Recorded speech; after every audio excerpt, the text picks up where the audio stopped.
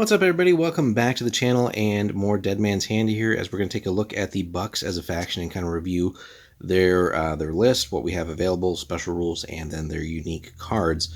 So, as with most of the bands out there, you do have to have at least half with pistols as their only ranged weapon. Now, they do have a couple of neat special rules, but let's jump in with the three characters. So, right off the bat, we can see, too, that what makes these guys unique is like some of the more some of the other factions out there. I'm trying to think, like the Kelly gang, for example. There's only 3 different types of models for this faction. So there's that fourth sort of typically low level 1-point cannon fodder type guy is not present in this gang. So we do have to have the mastermind. It comes with a pistol, and you're basically a typical leader profile. So 5 hits, 2+ nerve, +1 to shoot, no hand-to-hand bonus, and a rep of 6. Then optional, our more elite shooting guy, the protagonist, is pretty cool. And a little bit different in the sense as well. Instead of just having like another pistol, this dude actually rocks 2 pistols, which, as we know, basically then means if we ever get a reload marker, we can actually just ignore that. 1 less hit, 1 less nerve, but another +1 to shoot for a total of +2 base is really cool. And 5 rep there. And then the rest can consist of gang members. So if we don't run the protagonist, we can kind of just take a fair few guys depending on the size of game that we're playing. And the gang members are sort of the average profile, so they don't really have any penalties. 2 points apiece, 4 up nerve, no penalties to shoot, and actually come with 4 hits as opposed to 3, like you see with some of the average guys in the gang. So overall, for 2 points, you're getting a gang that's going to have, by and large, a little bit more damage they can take than others. So something to keep in mind. Now, here's where you get the variety. You can take more pistols.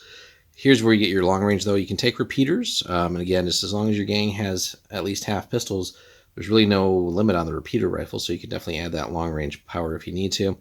And then up to 2 can have shotguns, which again is that awesome equalizer up close.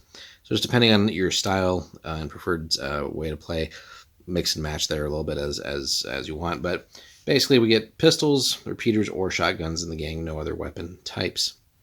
Now, they have 2 rules for each character that is taken out of action during a game. The remaining characters get +1 to all nerve tests. This may result in tests being passed automatically.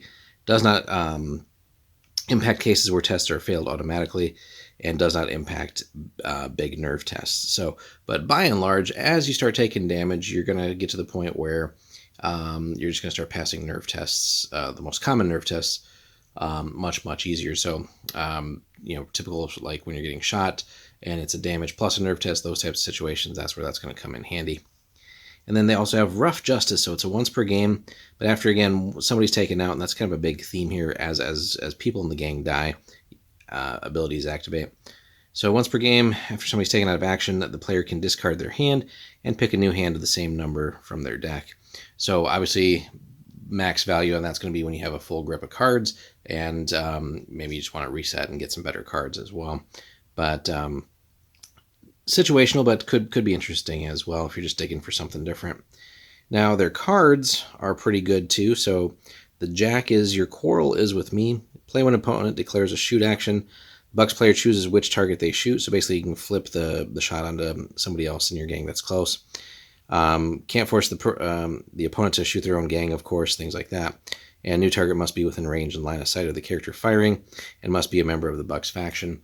So ideally there you keep an allied figure sort of a little bit behind you, but still within range of the opposing model. So, they have to shoot the other model. Maybe that pushes them from point blank into regular, or regular into long range, things like that. So that can be pretty cool. So you can get like one guy, be more aggressive, but sort of have a buddy that's going to be like the bullet hole or the bullet sponge.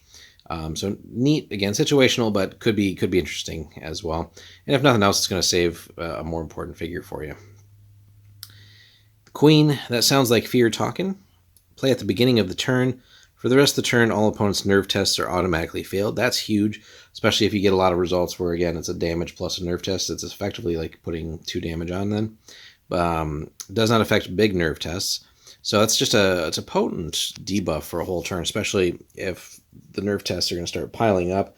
If you get a lot of those results, again, it's just lots of extra damage that can suddenly push through. So again, going to be somewhat situational. Obviously, if you're not in good areas to get good shots off and you don't hit all the time, or get the results that you need to cause those nerf tests, the card might not do as much. But this could, in the right circumstances with just the right results and other things kicking in, suddenly see just a whole bunch of damage pile on to the opponent and make that very swingy as far as the turn goes, and see damage accumulate. The king, cut him down. Play at any time. Nominate one enemy character. All shots at that character are +1 to hit for the rest of the turn. Now that's one I definitely like. So if you need to take down somebody important in their gang, maybe their leader or their elite character, things like that, or just maybe somebody who's been a pain in the butt all game, whether it's somebody carrying a special weapon or who knows what, but being able just to get a +1 to hit on everybody there, and then having that for the whole turn is pretty crazy. So definitely a great way to just sort of gun down someone on their team. And, if you can get this card multiple times in a game, that'd be pretty cool too. Just use it early on, take care of a low-level guy of theirs, hopefully, and, just apply it whenever. So, and again, with a lot of the buffs out there, that could be pretty neat too. Like here, if you have your protagonist character, you're starting at a +2, maybe you're at point blank, so there's more. Aim once with a pistol, and then have this card on your target, and now you're looking at like +6 to hit. Use that in conjunction with like, hey, we're failing the nerf test too. Get a bunch of results where it's a damage plus a nerf, so at a +6 to hit, you're more likely to be in that spread.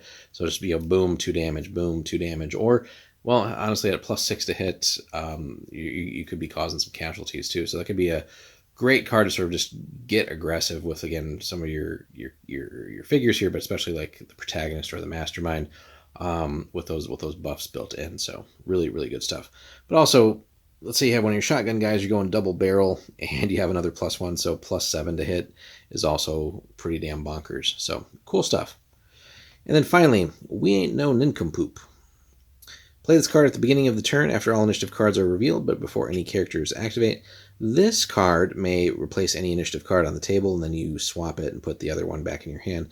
So we've seen that ability in different ways and shapes and forms in some of the gangs, where you can swap out some things high to low and other tricks like that.